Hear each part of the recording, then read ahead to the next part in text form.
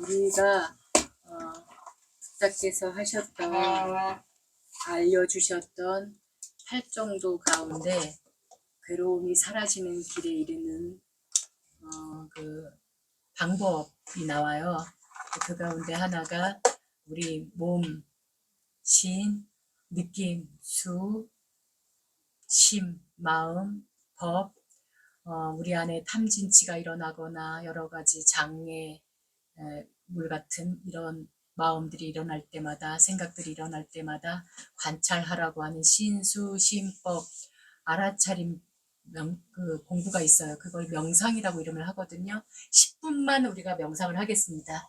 일단은 몸 알아차림 할 때는 우리가 몸을 어디다 봐야 될지 모르니까 마음의 눈으로 본다 생각하시고 일단 눈은 감으시고 그 다음에 코끝이나 배에다가 이렇게 마음으로 내가 본다, 마음의 눈으로 본다 생각하고 코끝에다가 마음을 두든 아니면 배에다 마음을 두든 그래서 들숨 들어올 때 알아차리고 날숨 나갈 때 알아차림을 하시고 그렇게 하다가 들릴 때 이렇게 귀는 열려 있으니까 이 듣는 마음은 열려 있으니까 듣는 문이 열려 있고 냄새 맡는 문이 열려 있고 또는 어떤 일어나는 생각 이 문은 열려 있기 때문에 그때마다 우리가 또 느낌이 일어나요. 좋다, 안 좋다, 좋지도 안 좋지도 않다 하는 이 느낌들이 일어나거든요. 그 느낌 관찰을 또 한번 해보시고요. 그러니까 이를테면 바깥에서 무슨 소리가 들렸다. 그럴 때 느낌이 일어나요. 좋은 소리네? 새 소리네? 더 듣고 싶다. 이거는 좋은 느낌이라고 지금 받아들인 거거든요. 근데 막 달달달달달달달달 하고 막 뭐 소리가 나. 그러면은 시끄럽다. 듣기 싫다. 이러면 그건 안 좋다라는 느낌이 일어난 거예요. 그러니까 그런 느낌을 알아차림하시고 그런 것도 없다. 그러면 호흡에 계속 알아차림하시다가 또는 일어나는 생각. 갑자기 막 내가 어디 여행 갔던 생각이 일어나거나 집에 막 갔다 오거나 마음이 막 그러고 있거든요. 그럴 때마다 일어나는 생각과 마음들을 또 관찰해 보는 거. 거기에 욕심이 들어갔는지 성냄이 들어갔는지 이런 걸 알아차림하는 시간을 잠깐 10분 동안 가지겠습니다. 눈 감으시고 편안하게 자세 잡으시고요. 시작.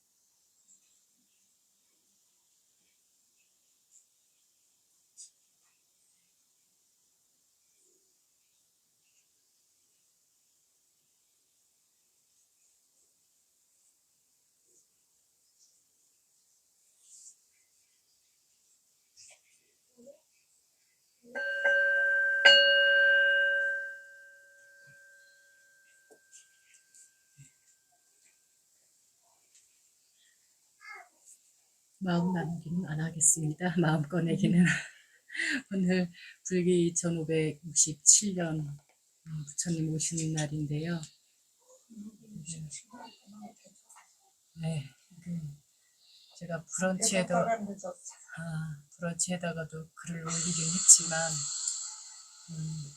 사실 여기 우리 머리 위에도 연등이 있기는 해요. 근데 연등 이러면은 보통 저도 예전에는 그랬고 불교를 잘 몰랐을 때 연등 그러면은 그냥 연꽃등을 연등이라 하는 줄 알았어요. 네. 그렇지만 연꽃 연자가 아닙니다. 그거는 살을연, 탈연, 연기 난다 연자도 있는데 그것도 아니고 이렇게 태운다라는 그런 뜻이에요. 연자가 살을연이라고 그러는데 유래는 어쨌든 부처님 당시부터 올라가요. 부처님 당시에 근데 지금도 미얀마에서는 이 부처님 오신 날에 연등을 안 켜요. 제가 경험한 미얀마는 부처님 오신 날에는 뭐를 하냐? 보리수 나무에 물 끼얹어줘요. 네, 보리수 나무에다가 그 쇠다곤이든 아니면은 그 절 안에 보리수 나무가 있으면, 그러니까 곳곳에 절이 많거든요. 거기는 동 하나가 거의 다 절만 있는 곳도 있어요. 쇠다곤 그 아래는 다 절동네예요. 절숲이에요. 예. 이 절 안에 이렇게 우리가 일주문이라고 보통 하고, 뭐 해인사 같은 경우 일주문이 있다 그러면 해인사 산내 암자가 뭐 몇 개 더 있잖아요. 예, 뭐이 골짜기 하나, 이 골짜기 하나 뭐 이런 식으로 있는데 미얀마 같은 경우에는 그냥 이 큰 대로변에 큰 대문이 하나 있고 그 안에 가면 따닥따닥 따닥따닥 그냥 옆집 우리 그냥 골목집 막 다 골목에 집 있는 것처럼 그렇게 절이 있어요. 크고 작은 절들이. 그렇게 절이 많은데 어쨌든 그런 절도 다 이제 각각의 인연이 있어서 주지 스님이 다르다 보니까 어떤 스님들은 이제 보리수를 그 사원 안에 이렇게 심어 놓기도 하고, 또 어떤 분들은 쇠다곤이 있으니까 그냥 거기로 가서 참배하시는 분도 있고, 그런데 어쨌든 부처님 오신 날은 그냥 절에 가서 보리수에 물 끼얹어 주는 것이 큰 행사예요. 그리고 등불은 언제 밝히냐? 부처님께서 마야 부인, 그러니까 부처님이 사실은 그 길에서 태어나셨잖아요. 요즘 말로 하면 길동이에요. 그 홍길동이 아니라 그냥 길동이신데, 그 산후 병이 너무 심하셔가지고 일주일 만에 돌아가셨어요, 어머니가. 돌아가셨는데, 그래서 돌아가셔서 그 마하 그 이모가 거의 이제 인도 문화죠. 그러니까 우리나라도 옛날에 그런 적이 있었대요. 만약에 자매가 있다면은 자매가 어느 집에 또 만약에 결혼을 해서 갔는데 왕비로 또는 뭐 이렇게 갔다 그러면은 만약에 죽으면은 동생이 그 자리에 들어가는 거예요. 그런 문화가 우리나라도 예전에 살짝 있었는데 지금은 사라졌지만 인도도 이제 그런 문화가 있었던 거예요. 그래서 언니가 그 아기를 낳다가 왕자를 낳고 나서 죽으니까 동생이 이제 왕비가 돼서 그 부처님 그 왕자 태자를 키우는 거죠. 키워서 이렇게 자랐지만 이제 29에 출가를 하신단 말이에요. 왕궁을 떠나서 왕위를 물려받는 게 아니라 나는 이 아까 우리가 초전법륜경에서 읽었듯이 이렇게 이보다 더 즐겁고 즐거울 수 없다 하는 이거는 욕망의 삶이니까 이 삶을 살기 싫다 이래갖고 이제 왕궁을 떠나서 그냥 숲에서 그냥 우리가 볼 때는 거지처럼 사는 거죠. 구걸해서 먹고 그냥 이 나무 그늘 안에 저 나무 그늘 아래서 이렇게 사시니까. 근데 그렇게 하다가 35에 이 붓다를 이루셨어요. 부처님이 됐어요. 부처가 됐어요. 부처가 됐는데 사실 오늘이 부처님 오신 날은 아니에요. 부처님 오신 날은 부처님이 돼서 오신 날이니까 성도 제일이 부처님 오신 날이어야 될 텐데 이제 부처님이 되실 분이 태어나신 날 탄신일에 이제 부처님 오신 날이라고 이름을 이제 지어서 이렇게 기리는데 이것도 나라 따라 저쪽 남방불교하고 우리 북방불교하고 이 날짜가 달라요. 거기는 2월 8일인 2월 보름인데 우리는 4월 8일을 이렇게 하잖아요. 그 날짜도 다른데 어쨌든 뭐 날짜가 중요한 건 아니고 의미 그 뜻이 더 중요한 거니까 상징하는 바가 뭔지 뜻이 뭔지 이게 더 중요하니까. 그래서 어쨌든 미얀마에서는 그 연등불을 환하게 밝힐 때가 집집마다 이렇게 불을 밝히고 이럴 때가 있는데 그거는 이 돌아가신 어머니 붓다를 이루고 나서 부처가 된 뒤에 어머니를 위해서 설법하는 시간이 있었어요. 돌아가신 분을 위해서 이제 100일 정도를 3개월을 이렇게 정성을 들이신 기간이 있어요. 그거를 후대 사람들은 어떻게 얘기하냐면은 저 도리천에 가셔서 그러니까 천상세계에 가서 법문을 하고 오셨다 이렇게 얘기를 해요.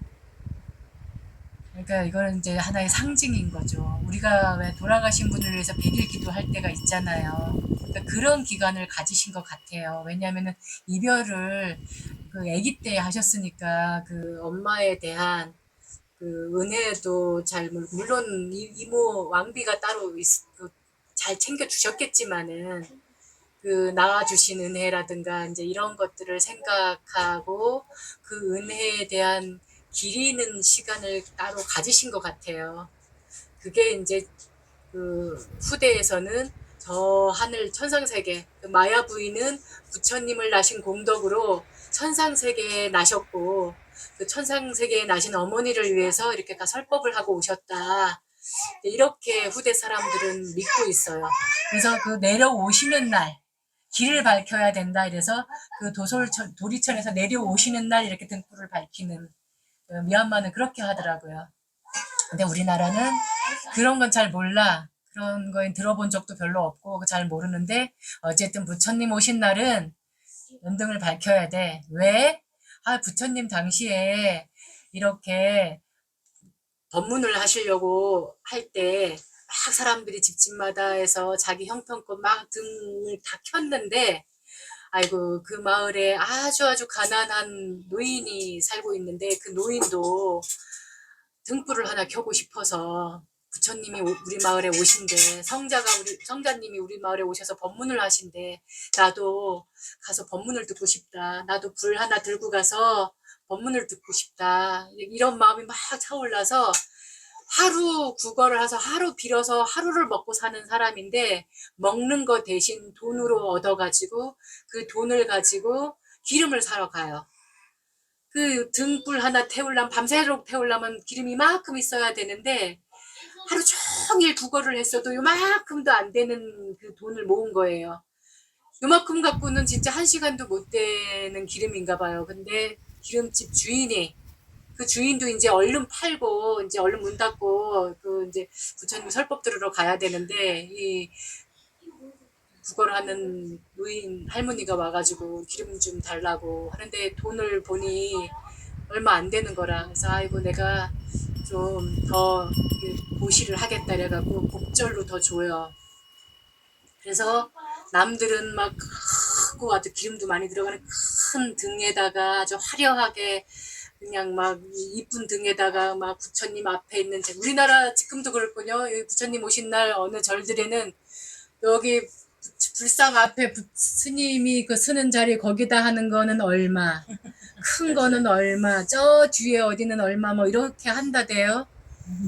아마 부처님 당시에도 그랬나 봐요. 막 크게 기름을 많이 넣고 크고 막 화려한 등은 막 부처님 설법하는 그 앞에다가 막 다 갖다 거는 거죠. 지금도 저 대화관인데 거기도 저기 네, 있잖아요. 네, 그렇게 한 거예요. 근데 이 가난한 노파는 정말 보잘것없고 작은 그런 등에다가 그 얻어서 그 자기 하루 굶어가지고 굶으면 죽을 수도 있는 일인데 그 더운 거기 그 나라에서 근데 자기 생명하고 바꾼 거예요. 밥줄하고 바꾼 거야. 그 기름을 걷다가 떼가지고 보이지 않는 저 구석 어디다가 이제 그런 데다가 다 이제 걸은 거죠. 자리가 없겠지. 예, 좋은 데를 나가지고. 예, 그렇게 걸은 거예요. 그래서 이제 더우니까 밤에 주로 설법을 해요. 한낮에는 40도, 50도 막 되니까 그렇게 낮에 안 해요. 우리나라처럼. 밤에 이제 주로 이렇게 잔치도 거긴 결혼식도 밤에 하거든요. 그러니까 모든 잔치나 행사들을 거의 밤에 해요. 더운 나라에서는. 막 뜨겁고 더우니까. 그래서 법문을 하고 새벽녘에 이제 법문 다 마치고 이제 각자 이제 집에 이제 가서 아침도 하고 해야 되니까 다들 이제 갔단 말이에요.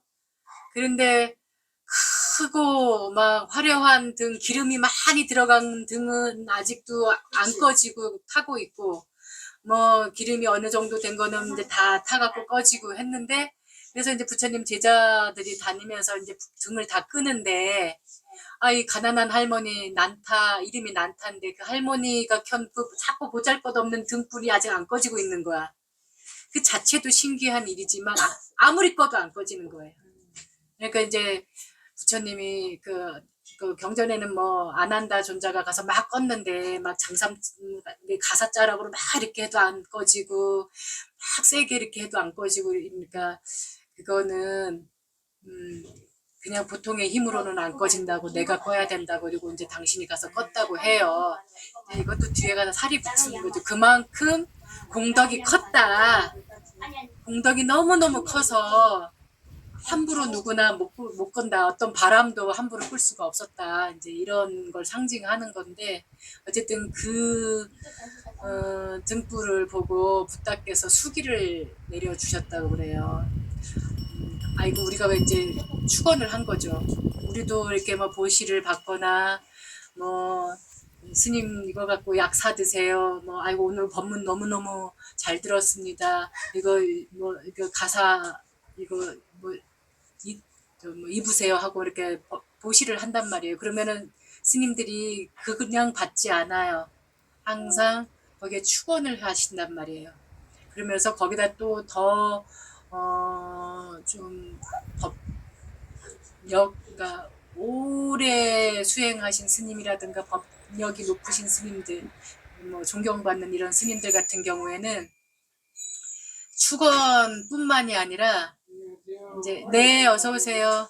이제 뭐라고 하시냐면은 아이고 다음에는 좋은 집에서 뭐 나세요라든가 이런 식의 축원도 하셔요. 아마 부처님도 그때 당시에 문화로 이제 그런 그 축원을 하셨는데 그걸 숙이라고 해요. 다음 생에는 아이고 이분은 이렇게 당신이 하루를 먹지 않으면은 안 되는 그런 자기 밥줄하고 바꿔서 이 기름을 사서 떼서 이 공덕이 한량없이 크니 분명히 다음 생에는 아주 좋은 몸 받고 좋은 삶을 사는 그런 사람으로 태어날 것이다. 이제 이렇게 축원을 해주셨어요. 그래서 그거를 유래를 삼아서 오늘날 부처님 오신 날 이렇게 등불을 켜는 문화가 생겼어요. 근데 여기에서 우리가 그 짚고 넘어가야 될 거는 정말 왜 켜는 걸까요, 연등을? 자, 등불은 언제 켜요? 언제? 네. 네, 우리 낮에는 불 안 켜잖아요. 물론 이런 집은 켜지만은 빛이 안 들어오는 이런 집은 켜야 되지만 우리가 바깥에 해가 떴을 때는 바깥에 가서 불 안 켜잖아요. 예. 이제 어둠이 내려앉으면 사물이 안 보이고 뭔가가 안 보이고 이럴 때 불을 켜놓는단 말이에요. 그래서 어두운 곳을 밝히는 게 등불의 역할이듯이 우리 안에 탐진치가 너무너무 성해서 왕성해서 지혜가 들어올 틈이 없어. 반짝하고 지혜 우리가 진짜 야 내가 이런 아이디어가 있었다니 이런 좋은 생각이 있었다니 하면서 내가 스스로 박수를 치고 나한테 칭찬할 정도로 이런 순간이 지혜로움이 들어왔을 때거든요. 근데 이런 순간이 별로 없어. 맨날 하다 보면 맨날 왜 그랬을까? 아이고 참내 조금만 더 생각할 걸. 조금만 더 기다릴 걸. 맨날 이렇게 후회하는 말을 많이 하지. 야, 내가 어찌 이런 생각을 다 했지? 어쩜 이렇게 신통한 생각을 다 했을까? 아이고 잘했어 이런 순간이 별로 없어요. 예, 이게 왜 그러냐면 우리 안에 탐진치가 많기 때문에. 그래서 이게 지혜의 빛을 딱 누르고 덮고 있어서 지혜가 발현이 못 된다고 한다라는 거예요. 그래서 우리는 이 등을 켬으로써 내 안에 탐진치를 하나라도 자꾸 없애려고 노력을 하겠다라는 마음으로 등불을 켜는 거예요. 그러니까 의지의 표현인 거죠. 그러면서 나의 그 지혜로움을 나만 이롭게 쓰는 게 아니라 내 가족은 물론 내 주변 이웃들한테도 이걸 잘 쓸 줄 아는 사람이 되어야 되는 거죠. 그래서 이왕이면 내 등불만 켜는 게 아니라 다른 사람 등불도 켜주는 거죠.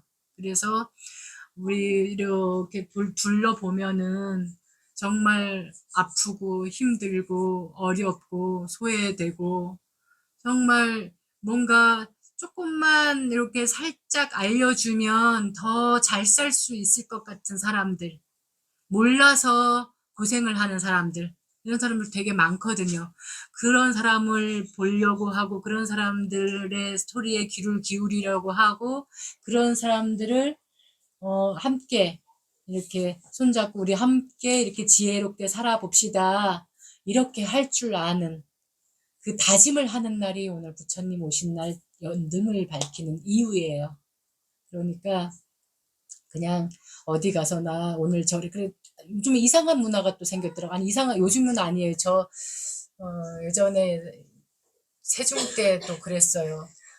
되게 바쁘신 거예요. 신도님들이 막 와서 부랴부랴 법회 여기가 원찰이다 그러면 여기 와서 부랴부랴 막 법회 보고 점심 얼른 먹고 부랴부랴가 설거지도 안 하고 아우 저기 또 옆에 절에 가야 된대. 삼사를 돌아야 된다고. 그런다고 어떤 사람이 예, 이 세절을 가야지만 좋다고 그런다고 그 인근에 사찰 세 군데를 다니는 거예요. 초하루 때도 세 군데 가는 분 있고 부처님 오신 날도 부처님 오신 날은 더 그냥 지키려고 해 그걸. 그리고 세 군데 다 등을 켜야 된다고. 예? 어떻게 하다가 그런 그러니까요. 저도 그건 저도 모르겠어요. 처음 절에 다닐 때 그렇게 들었거든요. 그래, 그런 말이 왜 어디서 생겼는지 유래가 저도 돼서 그게 몰라요. 나온 거예요. 많이 그래서 오셔라. 이게 장사 속인가? 이게 욕망을 부추겨가지고 이 사람들이 저렇게라도 해서 뭔가 스스로 위안을 삼고 아이고 좀 편안해지라고 그러는 걸까? 방편을 저렇게 쓴 걸까? 저도 이유를 모르겠어요. 어쨌든 근데 그 딱 한 분이 저한테도 아이고 세 군데다 달면 좋다고 그래서 스님한테도 한다고 딱 한 분이 그런 말을 한 적이 있었는데 참 저 핸드폰 예, 어디? 예. 근데 어쨌든 등불을 켜는 의미는 그게 아니라는 거. 우리가 알아야 될 것은 그게 아니라고 알아야 된다는 거예요.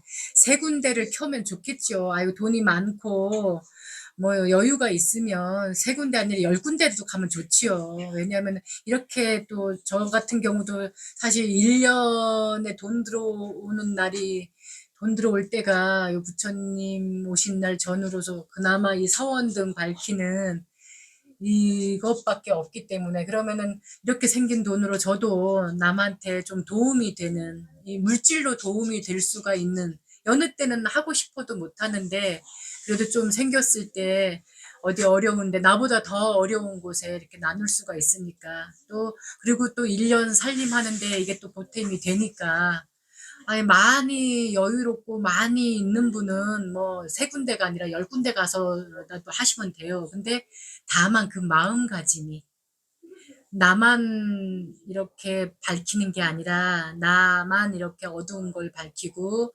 나만 이롭게 하려는 게 아니라 말 그대로 그냥 소원을 막 열 군데 가서 소원 빌었으니까 어디 하는 군에는 걸리겠지 로또 맞듯이 이런 마음이 아니라 아, 내가 이렇게 많이 다짐을 하고 또 다짐을 하고 또 의지를 내가 또 다시 한번 다지는 시간을 가져보자라는 마음으로 했다라면 그건 훌륭한 일인 거죠. 근데 그게 아니라 그냥 어디 한 군데는 영험한 데가 있을 거야. 어디 한 군데는 스님이 기도 잘해 주실 거야. 이런 마음으로 한다라면 그거는 욕망으로 한 거기 때문에 별 큰 이로움도 없고 공덕도 되지 않는다라는 사실이에요.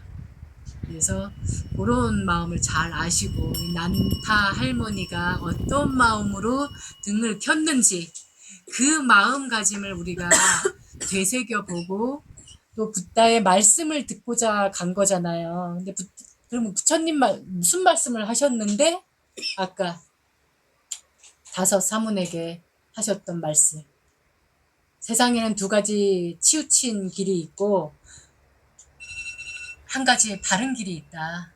치우친 길은 절대 가지 말아야 되고 한 가지는 우리가 가야 되는 길이다. 욕망을 쫓는 길도 가면 안 되고 자기 몸을 괴롭히면서 금욕하는 길도 가면 안 된다. 바름이라는 길을 가야 된다. 그 다음에 우리가 아까 어떻게 하는 것이 행복한 삶입니까? 라고 물었을 때 거기에 38가지 덕목이 나와요. 어리석은 자와 사귀지 말고 지혜운, 이게 벌써 하나예요. 지혜로운 일을 따르고 둘, 가족, 부모님을 잘 섬기고 뭐 이런 얘기 쭉 나오잖아요. 그게 다 하나하나 따지면 38가지거든요. 이거를 잘 행하는 것이 곧 부처님 말씀을 잘 이해하고 따르고 실천하고 익히고 내가 붓다의 그 말씀 담마의 행을 하는 사람으로서의 도리를 행하는 삶이거든요. 그러니까 등을 켰다는 것에서 만족하지 마시고 늘 되새길 수 있도록 내가 어떤 마음으로 등을 켰는지. 그래서 제가 하는 축원은 한 달에 2번 문자 보내는 겁니다 하는 거예요. 문자를 보내드리고 이런 마음으로 이렇게 하신다고 하셨죠? 잊지 말고 계속 잘 지키고 서원을 잘 이루어 보세요 라고 제가 문자를 넣어드리는 거예요. 한 달에 2번. 올해 잘못 말을 한 것 같은데. 아니에요. 실천하기 어렵던데. 안 어려워요. 잘 하실 거예요. 어렵던데. 아니에요. 하고 계속 보면 쭉쭉 잘못했던데. 가세요. 내가 실천 못할 말을 했더라고. 그러니까 내가 그동안에 가만히 새겨보니까 내 어려운 걸 했구나 했어. 내가 어려운 말을 했다. 네, 어쨌든 50%를 실천하던 80%를 실천하던 100%를 실천하던 하는 만큼 내 거가 되는 거지 남의 것이 안 돼요. 남의 재산이 되는 것이 아니고 남의 유산이 되는 게 아니라 내 것이 되니까 하는 만큼 해보시는 걸로 하시고 엄청 어렵더라고요. 예. 내가 가만히 예. 생각해보니 엄청 어렵더라고요. 네, 오늘 숙제가 너무 힘들게 내가 냈어. 하셨었어요. 네, 지금 아주 어렵더라고요. 내가 아직 지내보니까 1한 달 이상 남았습니다. 12달이 남았으니까 2달 지내보니 엄청 어렵더라고요. 그 말 하기가. 12달 동안 실천해 보시는 걸로. 자, 오늘 이 부처님 오신 날 법문은 여기서 마치기로 하겠습니다. 다 같이 사두 3번. 사두 사두 사두. 네, 서로 응원하겠습니다.